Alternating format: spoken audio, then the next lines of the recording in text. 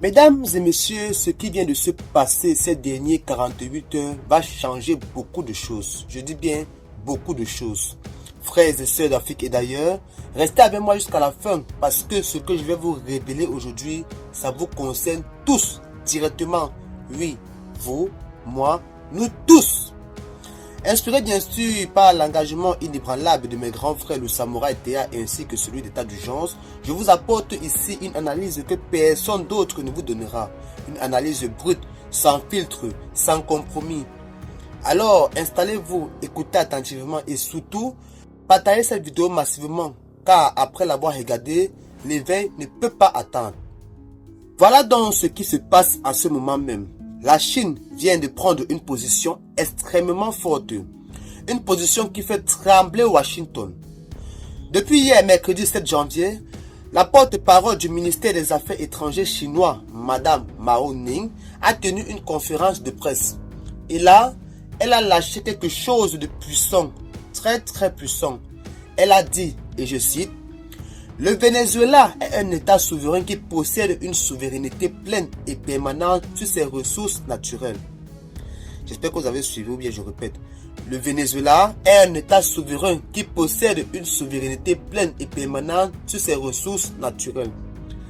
Elle a ajouté à cela, les États-Unis ont utilisé la force de manière flagrante contre le Venezuela.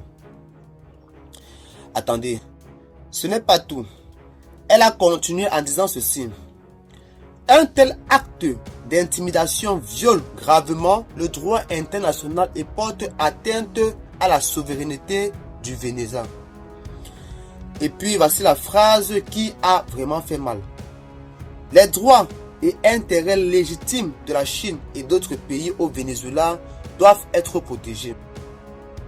J'espère que vous avez attendu à peu près ce que la dame a dit. La Chine défend ses intérêts, ça c'est clair, c'est très clair aux yeux publics, sans hésitation. Bon, revenons un peu en arrière, qu'est-ce qui s'est réellement passé? Car rappelons-nous, le samedi 3 janvier dernier, une opération militaire majeure a été lancée. Des frappes, des bombardements sur Caracas, sur d'autres régions également.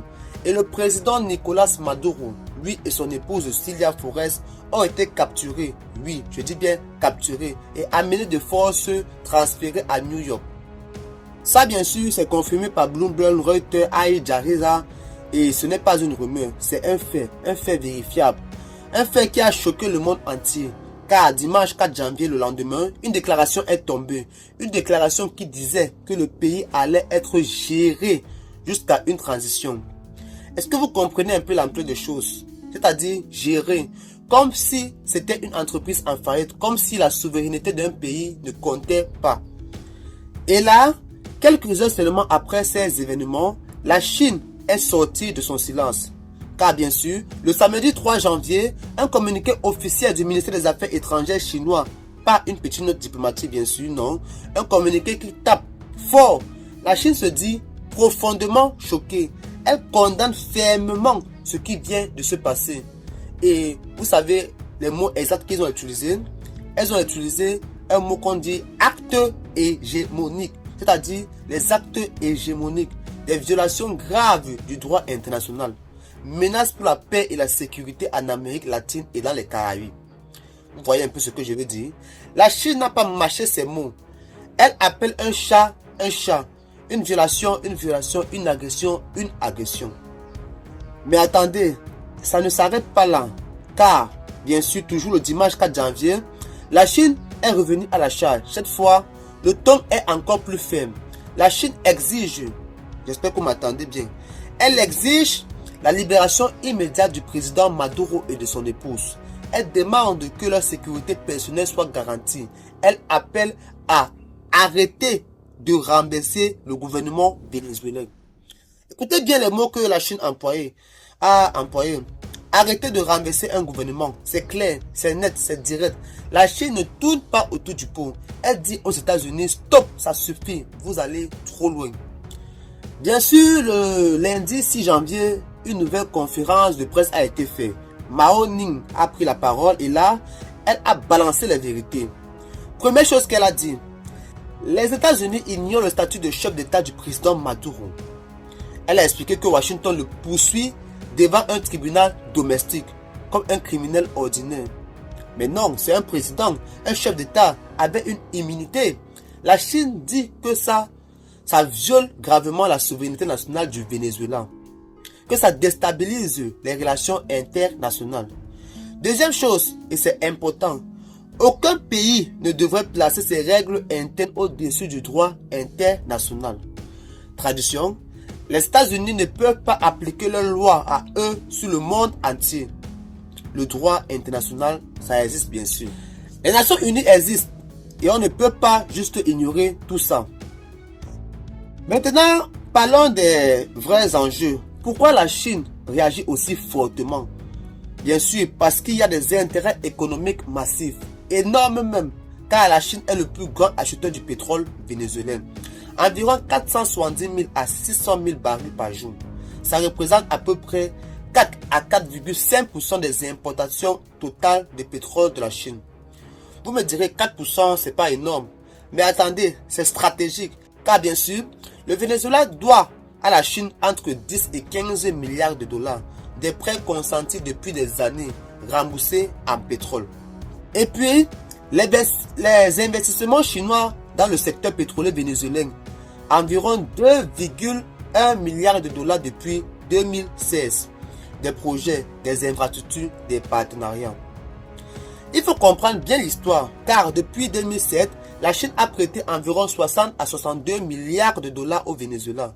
Oui, vous avez bien entendu, plus de 60 milliards, c'est vraiment colossal. La plupart de ces prêts ont été remboursés en livraison de pétrole, mais il reste encore des obligations, des contrats, des engagements mutuels.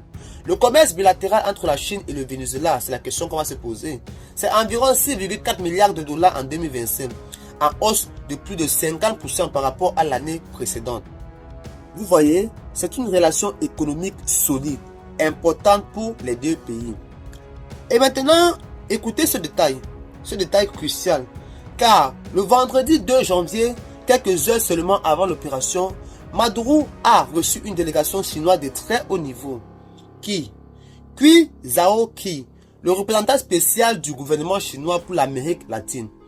Ils se sont rencontrés au palais présidentiel à Caracas. Ils ont parlé de partenariats stratégiques, de coopération renforcée, d'avenir commun et quelques heures plus tard, boum. Les frappes commencent. Maduro est capturé. Vous pensez que c'est une coïncidence? Vous pensez que la Chine a apprécié? Absolument pas. Maintenant, parlons de la situation sur le terrain. Qui dirige actuellement le Venezuela aujourd'hui? Delcy Rodríguez, l'ancienne vice-présidente, car le 3 janvier, la Cour suprême vénézuélienne l'a nommée présidente par intérim. Le 5 janvier, elle a été officiellement assermentée par son propre frère Jorge Rodríguez, qui est président de l'Assemblée nationale. Quand ceci s'est passé, comment la Chine a réagi? Eh bien, Maroni a déclaré: la Chine respecte la souveraineté et l'indépendance du Venezuela. Elle respecte les dispositions prises par le gouvernement vénézuélien. Et ceci conformément à la constitution et aux lois du pays. C'est une reconnaissance explicite de Delcy Rodríguez. La Chine dit: le Venezuela a le droit de choisir ses dirigeants selon ses propres règles. Mais bien sûr, qu'en est-il de l'Union européenne? L'Union européenne ne reconnaît pas Rodríguez, les États-Unis non plus. Il y a même eu des menaces directes, genre si elle ne fait pas ce qui est juste, elle payera un prix très lourd. Vous voyez un peu le jeu? D'un côté, la Chine qui défend le droit international et la souveraineté, et de l'autre, les États-Unis qui menacent et imposent leur volonté. Et dans tout ça, au milieu, on trouve un pays souverain, le Venezuela, pris en otage dans ce bras de fer, entre les grandes puissances. Il y a une réunion d'urgence au Conseil de sécurité de l'ONU, bien sûr le 5 janvier. La Chine et la Russie ont soutenu la demande du Venezuela pour cette réunion.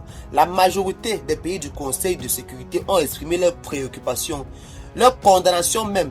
Mais qu'est-ce qui a changé concrètement? Eh bien, rien. Pour l'instant, parce que le Conseil de sécurité est paralysé, les grandes puissances peuvent bloquer n'importe quelle résolution. Et donc, les déclarations se multiplient, mais les actions concrètes restent néant, c'est-à-dire zéro.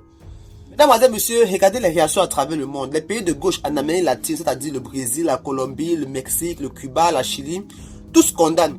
Tous parlent de violation de la souveraineté, de néocolonialisme, d'impérialisme. Et de l'autre côté, on peut voir des pays tels que l'Argentine, l'Équateur.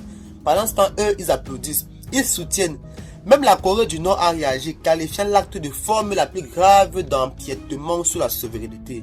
C'est-à-dire, mesdames, messieurs, le monde est divisé encore une fois. Et maintenant, les exigences. Parce qu'il y a des exigences. Des médias ont rapporté que le nouveau gouvernement vénézuélien devrait cesser toute coopération avec la Russie, avec la Chine, avec l'Iran, avec Cuba. Que le Venezuela devrait donner un accès exclusif à son pétrole. Un accès prioritaire. Vous comprenez un peu la chose? C'est-à-dire, couper tous les liens avec certains pays, se soumettre complètement, abandonner sa souveraineté énergétique. Et la Chine, elle a dit quoi face à cela? La Chine a dit non, fermement. Le Venezuela est souverain, il a le droit de commercer avec qui il veut. Ses ressources lui appartiennent. Bon, maintenant parlons de nous, de l'Afrique du Sud global. Pourquoi tout ceci nous concerne? Parce que mes frères et sœurs, ce qui arrive au Venezuela peut nous arriver demain, après-demain, n'importe quand. L'Afrique est riche, très riche en pétrole, en minerais, en colbane, en lithium, en or, en diamant. Tout ce dont le monde a besoin pour fonctionner. Et si les grandes puissances décident qu'elles veulent contrôler directement ces ressources, qu'est-ce qui peut les arrêter? Le droit international, on vient de voir ce qui peut être ignoré. L'ONU, inefficace. Les condamnations diplomatiques, elles ne changent rien sur le terrain. Alors, la première leçon pour nous, la souveraineté n'est jamais garantie. Jamais. Elle se défend chaque jour avec des institutions fortes, avec une armée capable, avec une économie diversifiée, avec des alliances stratégiques. Les Vénézuéliens avaient tout misé sur le pétrole. Regardez où ça les a menés. Sanctions, abandon, isolement, invasion. Nous devons diversifier nos économies, transformer nos ressources sur place, créer de la valeur ajoutée chez nous. Ne pas juste exporter le brut pour l'importer, transformer après d'or. La deuxième leçon est la suivante. Avoir des partenaires puissants est important. La Chine défend le Venezuela diplomatiquement. Verbalement, elle condamne, elle exige, elle protège ses intérêts. Mais est-ce que ça suffit? On ne sait pas encore. Pour l'Afrique, ça veut dire quoi? Ça veut dire qu'on ne doit pas dépendre d'aucun pays, d'aucun partenaire unique. Ni la Chine, ni les États-Unis, ni l'Europe, ni personne. On doit avoir des relations équilibrées avec tout le monde et surtout renforcer nos institutions régionales. L'Union africaine, les communautés économiques régionales, notre propre force collective. La troisième leçon, bien sûr, il s'agit bien sûr des ressources naturelles qui peuvent être une malédiction. Le Venezuela a les plus grandes réserves de pétrole prouvées au monde. Et regardez, ça a attiré les convoitises, ça a créé des tensions, ça a justifié une intervention. Pour l'Afrique, c'est un avertissement clair. Nos ressources doivent servir nos peuples d'abord, pas les multinationales étrangères, pas les grandes puissances. Nos peuples, nos enfants, notre avenir. Il faut des contrats équitables, une gouvernance transparente, une redistribution juste des richesses. Et pour finir, la quatrième leçon, on doit parler de la solidarité du Sud global qui doit devenir concrète. Le Venezuela fait partie du Sud global, comme l'Afrique, comme l'Asie, comme une grande partie de l'Amérique latine. Nous partageons une histoire commune, le colonialisme, l'exploitation, la domination. Et aujourd'hui, nous devons nous soutenir mutuellement.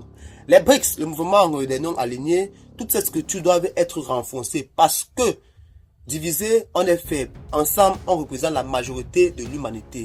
La majorité des ressources, la majorité de l'avenir. Mesdames et messieurs, si vous comprenez ce que je dis, si vous saisissez l'enjeu, partagez cette vidéo maintenant dans tous vos groupes, sur tous vos réseaux. Abonnez-vous à ma chaîne Le Samouraï Franc si ce n'est pas déjà fait. Activez la cloche, likez cette vidéo, commentez et dites-moi ce que vous en pensez parce que l'éveil, ça commence par l'information, par la compréhension, par la prise de conscience et ensuite par l'action. Revenons maintenant à la Chine. Pourquoi sa position est importante? Parce que pour la première fois depuis longtemps, on voit une grande puissance défendre publiquement le droit international face aux États-Unis.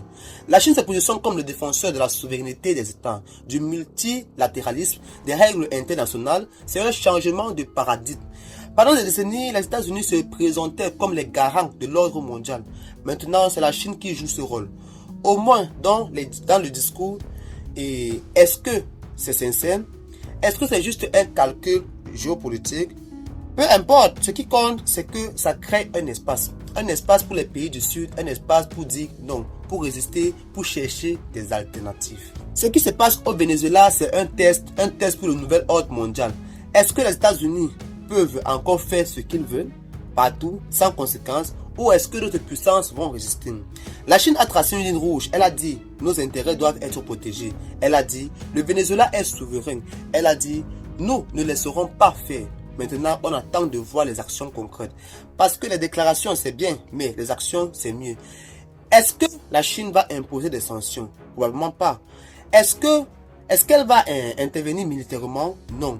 Mais elle peut utiliser d'autres leviers, que ce soit économiques, diplomatiques ou encore moins commerciaux. Alors, à la jeunesse africaine, à vous qui m'écoutez, comprenez bien, le monde change rapidement. Les règles que nos parents connaissent, elles ne sont plus les mêmes. La souveraineté, ça se gagne, ça se défend, ça se protège. Vous devez vous éduquer, comprendre la géopolitique, comprendre l'économie, comprendre les rapports de force. Parce que demain, c'est vous qui allez diriger. C'est vous qui allez négocier. C'est vous qui allez défendre nos intérêts. Et si vous n'êtes pas préparé, on va encore perdre. Encore se faire exploiter, encore se faire dominer. Mesdames, et messieurs, voilà où nous sommes. La Chine a lancé un message clair aux États-Unis: respecter la souveraineté du Venezuela, libérer Maduro, respecter le droit international, protéger nos intérêts économiques, c'est un ultimatum diplomatique. Les prochains jours, c'est-à-dire les prochaines semaines, vont être cruciaux. Est-ce que cette tension va s'apaiser? Est-ce qu'elle va s'intensifier? On ne sait pas. Mais une chose est sûre, le Venezuela est devenu un symbole de la lutte pour la souveraineté, un symbole de la résistance face à l'hégémonie, un symbole pour nous tous les pays du Sud global. Nous, peuple d'Afrique, peuple du Sud, on doit observer, apprendre, se préparer, renforcer nos États, diversifier nos économies, unifier nos peuples, défendre nos ressources, construire notre avenir parce que personne ne le fera à notre place.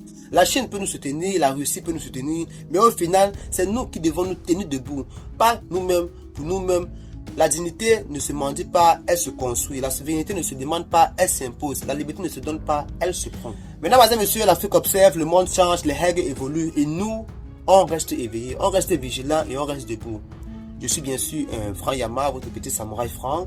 A très bientôt pour une nouvelle analyse, une nouvelle vérité. Restez digne, restez fort, restez conscient. Vérifiez toujours vos sources, ne croyez pas à tout ce qui circule, mais surtout, comprenez les enjeux, comprenez le monde dans lequel vous vivez parce que c'est la première étape vers la libération. A très bientôt.